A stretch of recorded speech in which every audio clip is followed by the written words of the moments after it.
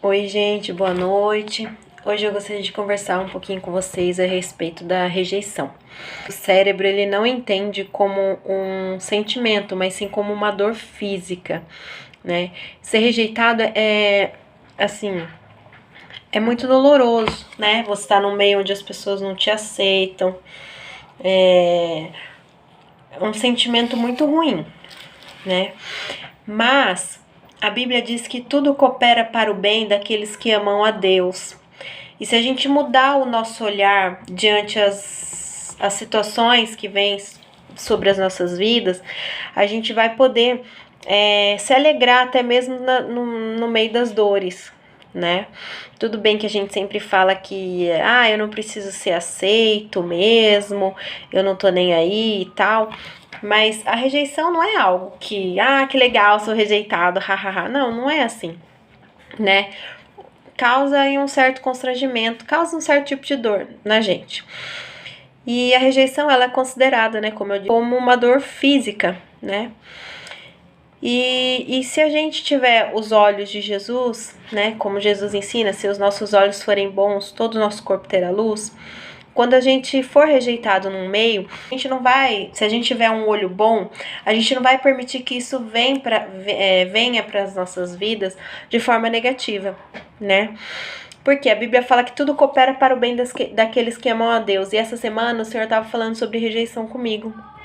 E estava falando, filha, ser rejeitado não é tão ruim quanto parece, né? O que o Espírito Santo de Deus falou comigo?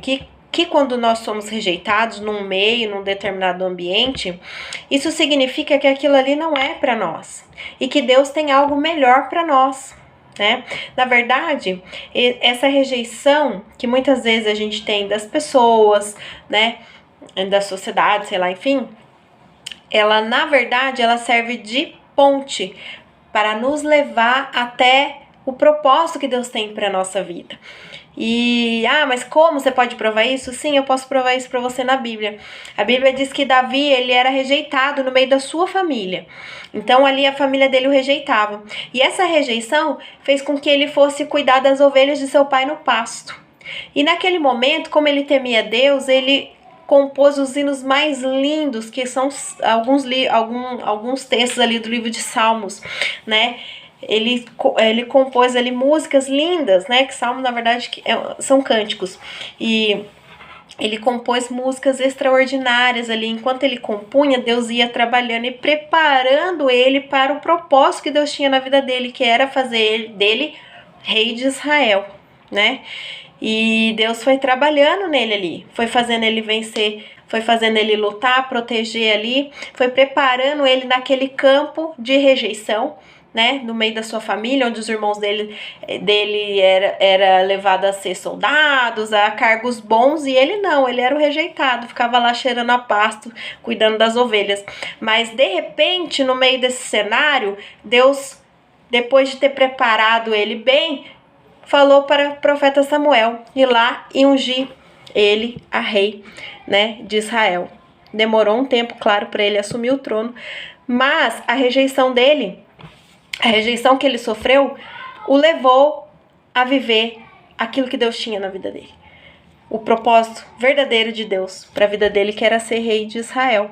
Então, a gente tem que tomar muito cuidado quando a gente rejeita as pessoas, porque hoje pode ser que a pessoa tá por baixo, mas amanhã Deus pode mudar a história da pessoa, né? Então a gente tem que tomar muito cuidado como a gente trata as pessoas, porque talvez hoje a gente não precise de ninguém, mas amanhã é outro dia, né? Meu pai sempre me ensinou isso.